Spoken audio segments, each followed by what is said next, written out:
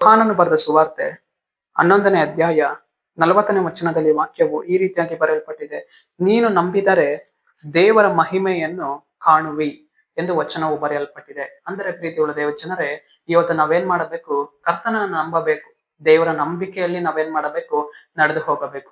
ಇವತ್ತು ನಮ್ಮ ಜೀವಿತದಲ್ಲಿ ಆತನನ್ನು ಏನ್ ಮಾಡಬೇಕು? ಪರಿಪೂರ್ಣವಾಗಿ ವಿಶ್ವಾಸ ಮಾಡಬೇಕು, ಪರಿಪೂರ್ಣವಾಗಿ ನಂಬಬೇಕು. ಆಗ ಒಂದು ನಂಬಿಕೆ ನಮ್ಮನ್ನ ಏನ್ ಮಾಡುವಂತದ್ದಾಗಿದೆ? ಒಂದು ಮಹಿಮೆಯಲ್ಲಿ ಅದು ನಮ್ಮನ್ನ ಕರೆದುಕೊಂಡು ಹೋಗುವಂತದ್ದಾಗಿದೆ. ಇವತ್ತು ನಮ್ಮ ಜೀವಿತದಲ್ಲಿ ಅನೇಕ ವಿಷಯಗಳಲ್ಲಿ ಅಪನಂಬಿಕಸ್ಥರಾಗಿ ನಾವೇನ್ ಮಾಡ್ತೇವೆ? ನಡೆದು ಹೋಗ್ತೇವೆ. ದೇವರಿಗೆ ಒಪ್ಪಿಸಿಕೊಡಬೇಕು. ದೇವರೇ, ನನ್ನ ಜೀವಿತದಲ್ಲಿ ಇರುವಂತಹ ಅಪನಂಬಿಕೆಯಾದ ಕಾರ್ಯಗಳನ್ನ ನೀನ್ ತೆಗೆದಾಕು. ದೇವರೇ, ನನ್ನನ್ನು ನೀನ್ ನಂಬಿಕೆಯಲ್ಲಿ ದೃಢಪಡಿಸು, ನಂಬಿಕೆಯಲ್ಲಿ ನನ್ನನ್ನು ಬಲಪಡಿಸು ಎಂದು ಹೇಳುವಾಗ ಕರ್ತನು ನಮ್ಮನ್ನು ಏನ್ ಮಾಡುವವನಾಗಿದ್ದಾನೆ? ನಂಬಿಕೆಯಲ್ಲಿ ದೃಢಪಡಿಸುವವನಾಗಿದ್ದಾನೆ.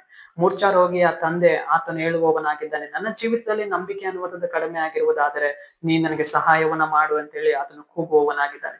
ಪ್ರೀತಿಯುಳ್ಳ ದೇವ ಜನರೇ, ಮೂರ್ಛಾ ರೋಗಿಯ ತಂದೆಯ ನಂಬಿಕೆಯನ್ನ ದೇವರು ಏನ್ ಮಾಡುವವರಾಗಿದ್ದಾರೆ? ಯೇಸು ಸ್ವಾಮಿ ಧೈರ್ಯಪಡಿಸುವವರಾಗಿದ್ದಾರೆ, ಅದನ್ನ ಬಲಗೊಳಿಸುವವರಾಗಿದ್ದಾರೆ. ಆ ಮೂರ್ಛಾ ರೋಗಿಯನ್ನ ದೇವ್ರ ಏನ್ ಮಾಡುವವರಾಗಿದ್ದಾರೆ? ಗುಣಪಡಿಸುವವರಾಗಿದ್ದಾರೆ, ಸ್ವಸ್ಥತೆ ಮಾಡುವವರಾಗಿದ್ದಾರೆ. ಇವತ್ತು ನಮ್ಮ ವಿಷಯದಲ್ಲಿಯೂ ಕೂಡ ಅನೇಕ ವಿಷಯಗಳಲ್ಲಿ ನಾವು ಅಪನಂಬಿಕಸ್ಥರಾಗಿ ಹೋರಾಡ್ತಾ ಇರ್ತೇವೆ. ಈ ಒಂದು ಕಾರ್ಯವು ಆಗುತ್ತದೋ ಆಗೋದಿಲ್ಲವೋ ಅಂತಂದೇಳಿ ಅನೇಕ ವಿಷಯದಲ್ಲಿ ನಾವು ಯೋಚನೆಯನ್ನ ಮಾಡ್ತಾ ಇರ್ತೇವೆ. ಈ ಒಂದು ಯೋರ್ದಾನ್ ನದಿನ ದಾಟ್ಲಿಕ್ಕೆ ಆಗ್ತದೋ ಆಗಲ್ವೋ, ಈ ಒಂದು ಎರಿಕೋ ಕೋಟೆಯನ್ನ ನಾನು ದಾಟ್ಲಿಕ್ಕೆ ಆಗ್ತದೋ ಆಗಲ್ವೋ ಎಂದು ಅನೇಕ ಬಾರಿ ನಾವೇನ್ ಮಾಡ್ತಾ ಇರ್ತೇವೆ? ಯೋಚನೆಯನ್ನ ಮಾಡ್ತಾ ಇರ್ತೇವೆ. ಆದರೆ ಪ್ರೀತಿಯುಳ್ಳ ದೇವ ಜನರೇ, ನಮ್ಮ ನಂಬಿಕೆ ಅದೇನಾಗಬೇಕು? ಪರಿಪೂರ್ಣವಾಗಬೇಕು. ದೇವರಿಗೆ ಒಪ್ಪಿಸಿಕೊಡಬೇಕು. ಸ್ವಾಮಿ, ಈ ಒಂದು ವಿಷಯದಲ್ಲಿ ನನಗೆ ನಂಬಿಕೆ ಅನ್ನುವಂಥದ್ದು ಬರ್ತಾ ಇಲ್ಲ. ಕರ್ತನೆ, ನೀನ್ ನನಗೆ ಸಹಾಯವನ್ನ ಮಾಡು ದೇವರೇ. ಅಪ್ಪ, ಗಿದ್ಯೋನನ ನಂಬಿಕೆಯಲ್ಲಿ ನೀನ್ ಬಲಪಡಿಸಿದ್ಯಲ್ವಾ? ಮೂರ್ಛಾ ರೋಗಿಯ ತಂದೆಯನ್ನ ನೀನ್ ನಂಬಿಕೆಯಲ್ಲಿ ಬಲಪಡಿಸಿದ್ಯಲ್ವಾ?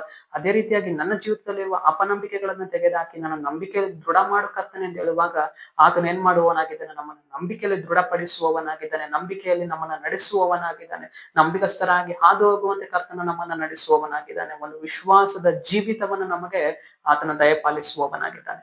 ಸರಿ, ನಾವು ಪ್ರಾರ್ಥಿಸಿಕೊಳ್ಳೋಣ.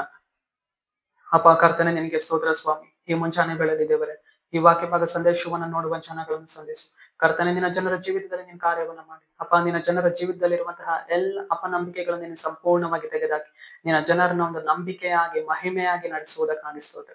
ನಜರೇತಿನ ಯೇಸುವಿನ ನಾಮದಲ್ಲಿ ಕರ್ತನೆ, ಆಮೆನ್, ಆಮೆನ್.